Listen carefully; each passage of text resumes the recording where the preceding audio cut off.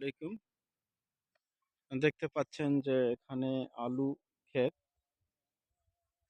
ক্ষেত। মাশাআল্লাহ ভালো হয়েছে।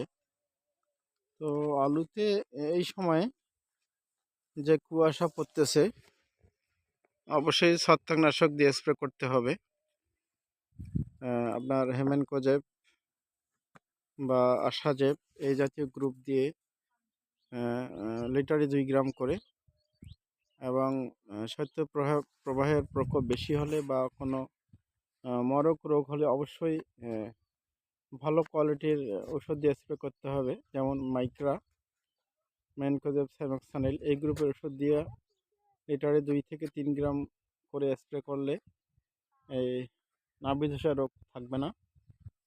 অবশ্যই আপনারা এই মাইক্রা বা এই জাতীয় গ্রুপ দিয়ে স্প্রে করবেন, অ্যাগ্রোভেট এমজেড।